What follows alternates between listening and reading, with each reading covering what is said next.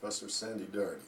He's the director of the Samuel Du Bois Cook Center on Social Equity and a professor of public policy, African American Studies, and economics at Duke University. Fair use and educational purposes.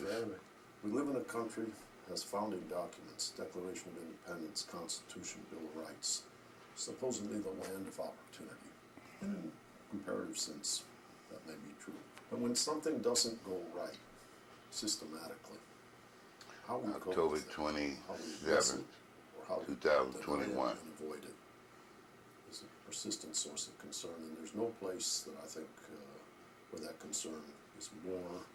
You're talking about social isolation, social construction, and how society is constructed to isolate their introduction was not certain people in an environment of purity. With by structuring their laws and their system to where the people don't have the same amount of rights and equality. That struggle was deeply linked to the attempt to That's what we talk about. The practice of slavery in the United States. Social, and so the founding social inequality. are documents that make or provide a declaration of liberty for a minority of the American population. And I say a minority because in a strict sense, the founding documents did not really include white women. But they definitely excluded black people collectively from the benefits and fruits of the formation of the country. Was slave masters. So, from the outset, we have a problem. And I would... What the hell you mean? They didn't include white women. That's a damn lie. The Queen of England for I don't know how long been a woman. The Duchess of this, the Duchess of that, the fucking President wife, the First Lady. What the fuck you mean it didn't include the white woman? No, blood, you can say whatever you want to say as far as the peasants and shit, but when it came to the rich people that making the laws, fucking white woman was just as powerful as the white man. Let alone the gay people y'all never even wrote about in your fake history books. So y'all gonna have to miss me with that fairy tale you trying to drop on me about the white woman is weak. Fuck no, she owned slaves just like the white man did. Did just as much dirt as the white man. Did just as much dirt as the gays.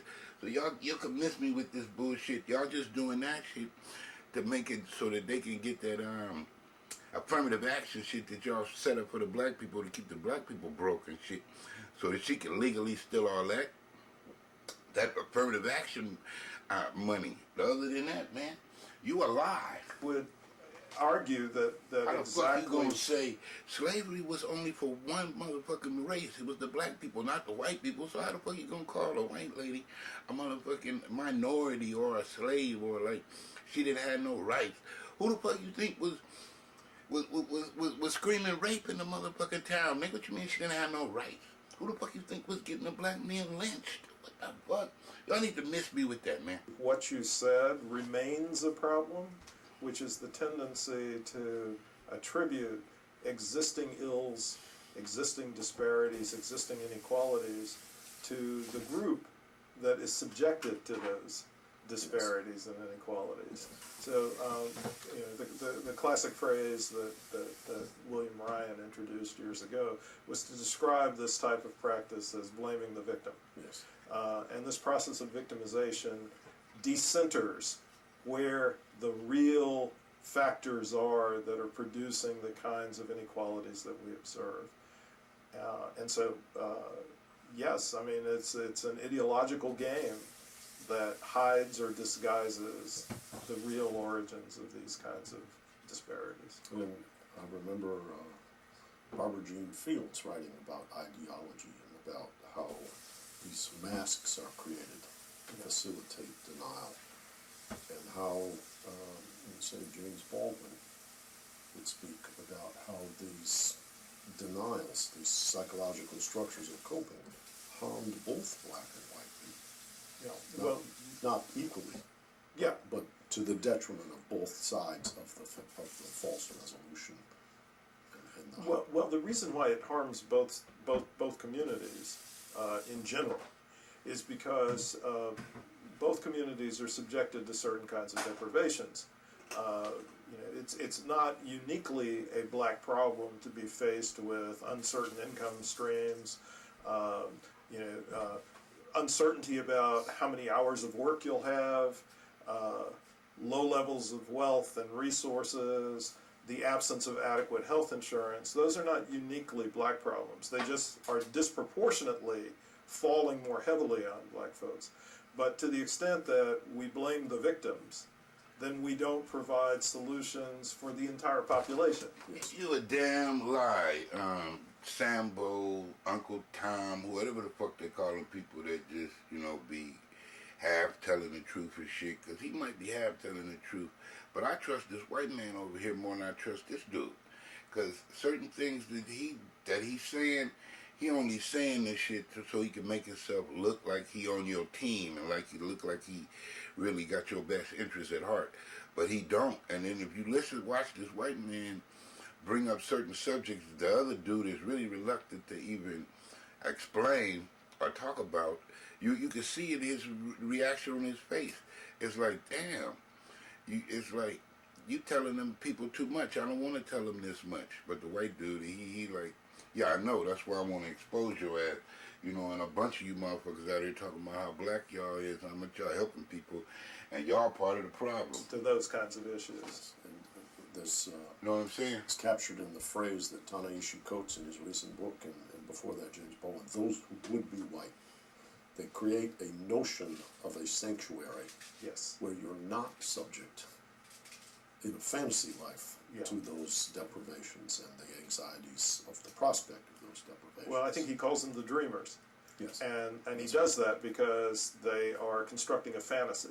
Yes. And that fantasy makes He it don't want you to know extremely that. difficult for us to address our most pressing social problems. Yeah, he don't want you to Now, know that. when we look at the evidence across the spectrum, education, health, employment, housing finance, ownership, entrepreneurship, we don't see something like traditional economic theory where you and I were educated, which is what I call a whiteboard and a just world outcome based only on your talent, your ability, your preparation, your stamina.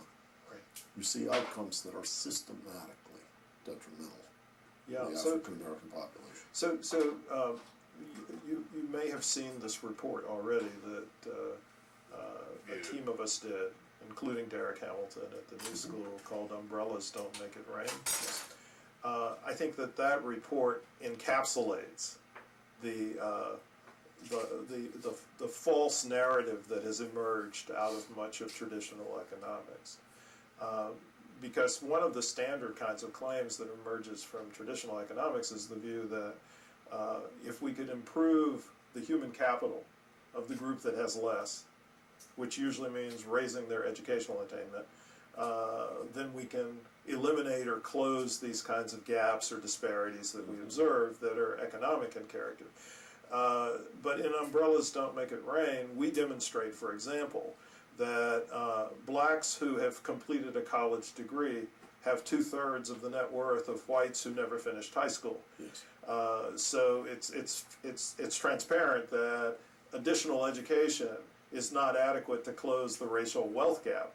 But moreover, if we compare blacks who have finished some college with whites who never finished high school, blacks who have finished some college have a higher unemployment rate than whites who dropped out of high school.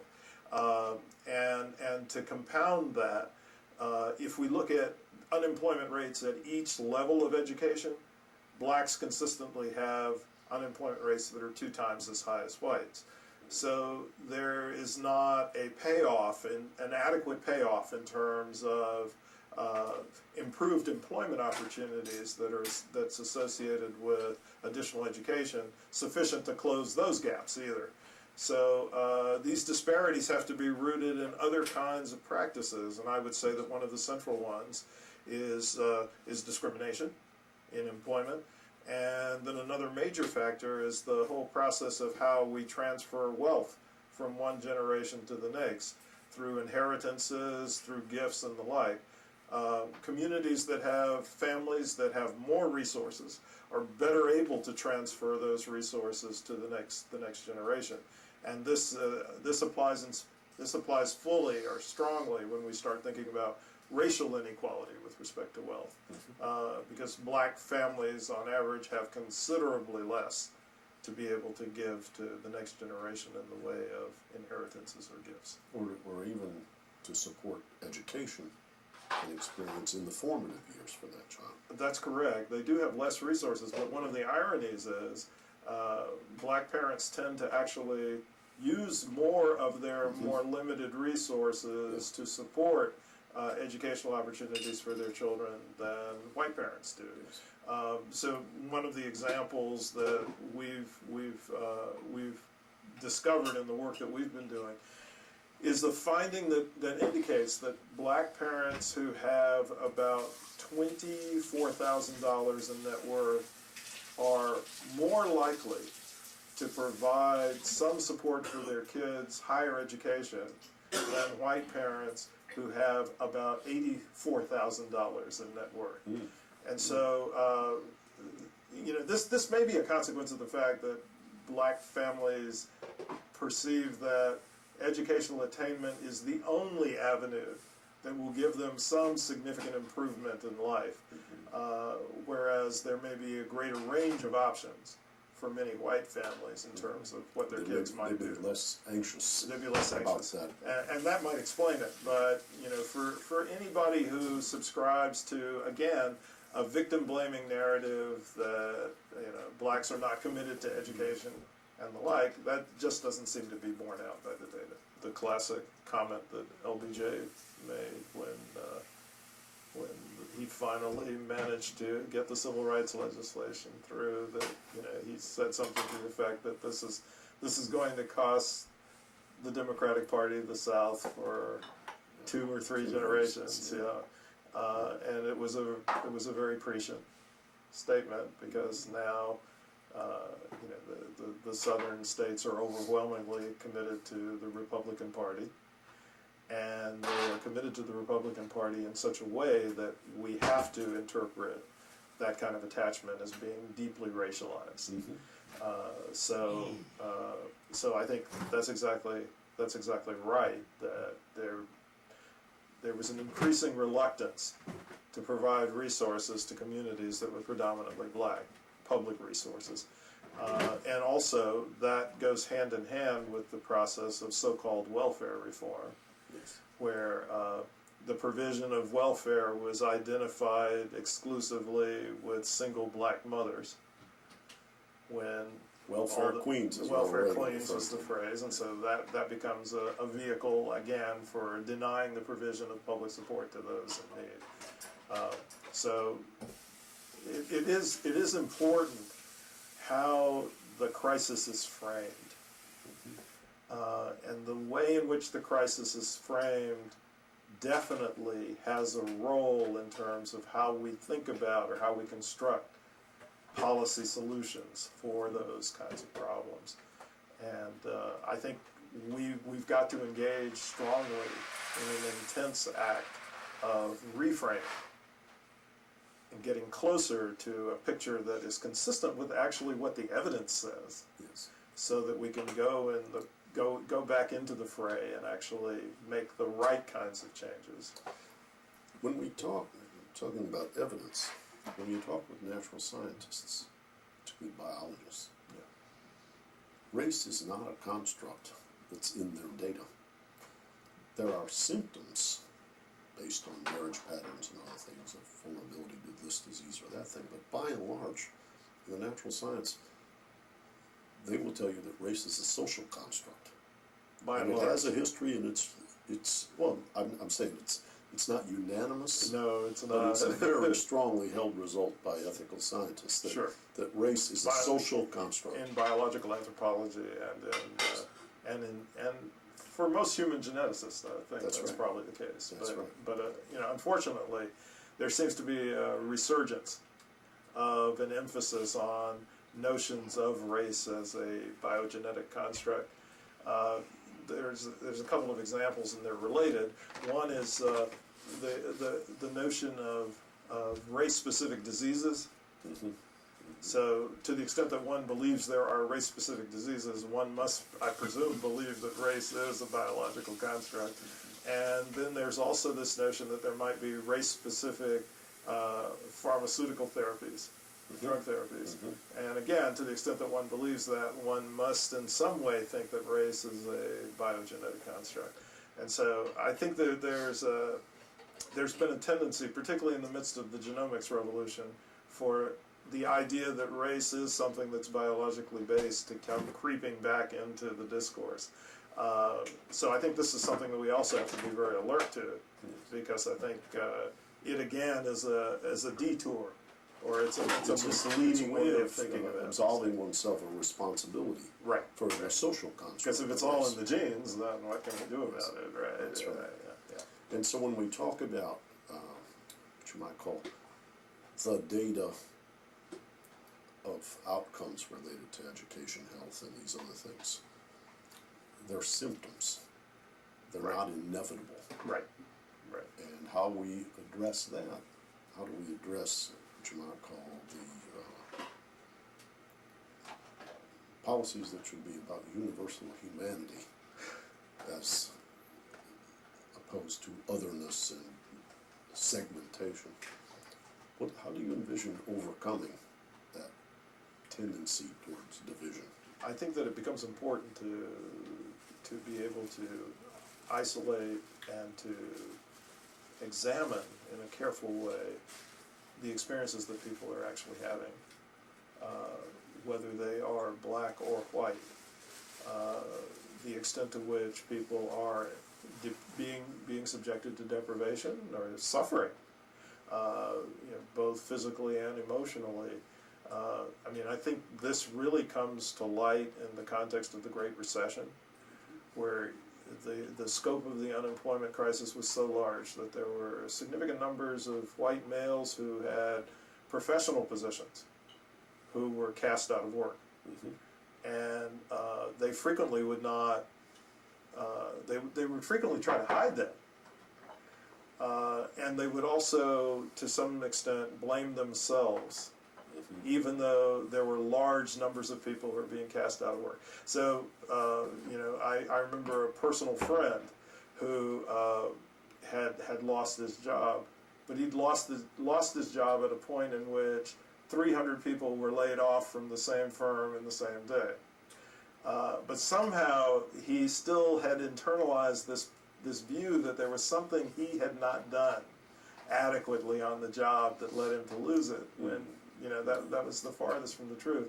And so I think that we've got to really examine what people are experiencing, and we've got to be able to now reassess what the reasons are why they have been exposed to these kinds of crises.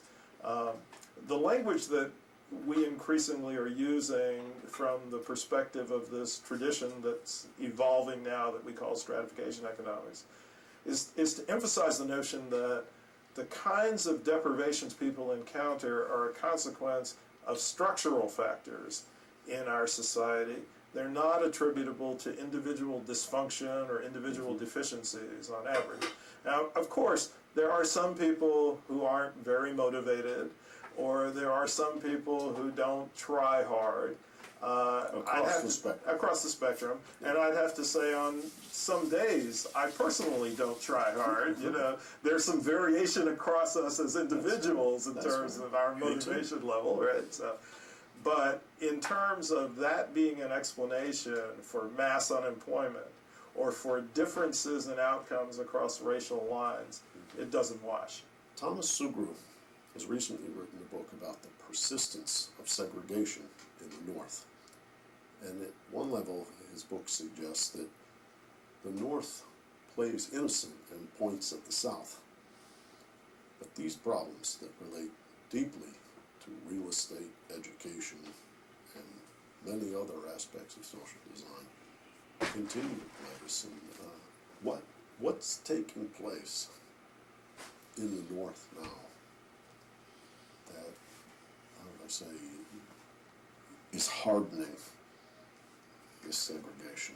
Because it doesn't feel like we're softening the boundaries. It feels like things are getting a little bit worse. I think if we looked at the historical perspective, we would, be even more disturbed, because I think what's happening in the north of the United States is really somewhat consistent with a long trajectory. So if we think about the South as the primary site for the practice of slavery in the United States, particularly with the production of cotton, we can't overlook the fact that there were strong linkages to overseas markets and to the financial sector that were based in a city like New York. Some people have argued that New York was a cotton city. And so there's a long history of northern collaboration and complicity with the process of racial deprivation. Mm-hmm. And I think that in the aftermath of the Civil War, where the Civil War was the period in which large numbers of individuals in the northern United States actually did make tremendous sacrifices to eliminate slavery. In the aftermath of that, there was kind of I don't know, call it point. The northern states distanced themselves from continuing to support the recently freed blacks, and that process continued until the adoption of the civil rights legislation in the mid-1960s. And it's in that period of time that you get a further intensification of patterns of residential segregation in the northern cities. I think what we're observing now in this process of continued urban segregation or urban residential segregation is really part of a longer trajectory that has a very extended history in this country. When so much of the Caucasian population is in the low value-added sector, why do they continue to oppose policies that would put rungs in the ladder? Yeah, so this is the classic question of why the white working class stays in the white coalition. Yes. So this is a classic question. Yes. And my answer is They could be the police is and primarily because there's too many of them motherfuckers. They could be the police or the fire chief or the bakery and all that. Nigga, they got their own motherfucking businesses. What you talking about? Why? They've been established for hundreds of years. Motherfucker, what you talking about? Why is they this way? Them few little ones that is on the sideline, they're just too many of them, motherfuckers. What you talking about? which they are significantly better off than.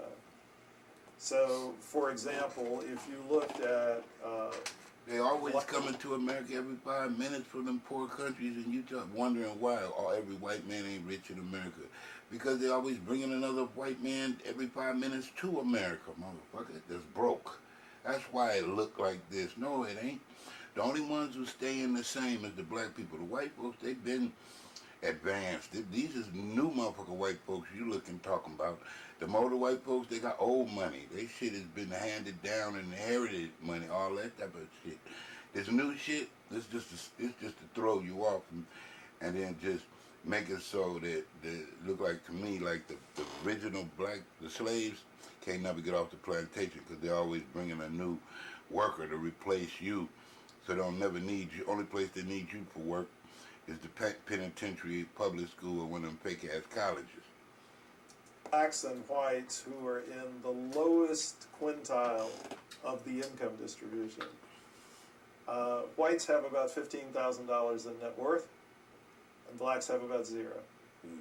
If we were to compare the odds of coming out of an encounter with the police with your life in hands, it's much, much higher for somebody white, regardless of what their income level is.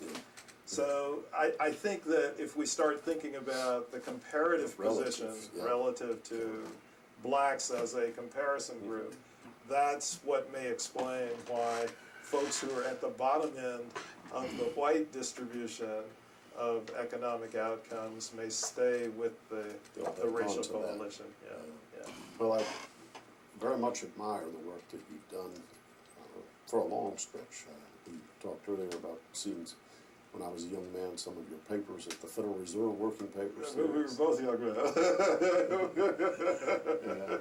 But in the work that you've done there, and work with our group in Bellagio, and you're writing some stratification economics, I think, like I say, you're one of those shoulders that's been at the wheel and at the forefront for a very long time at a very high level. Values and educational Thanks for the purposes, work that you do. social Thanks for being with us construct. today. Thank you. As part of our air that we breathe, but that is often quite invisible to us, not all of us, but to some of us. But it's important that it can go on while we're sleeping, while we're fighting for justice, while we're doing whatever we're doing. I'm going to lay out for the first, say, almost 2/3, but a little bit less, maybe half of our time, the big bones of the project. What are we doing? Why have we structured it the way we've structured it? What are my main concerns? What are the issues at stake, sort of big picture? And then we're going to drill down to a very specific case study, which Sam is going to present. So the goal here is to say, here's this big picture. Well, how does it play out on the ground? How does it play out in a way that helps us understand Values and actually educational how it's impacting purposes, everyday lives and structural our perceptions, racism okay? is the You topic. with me?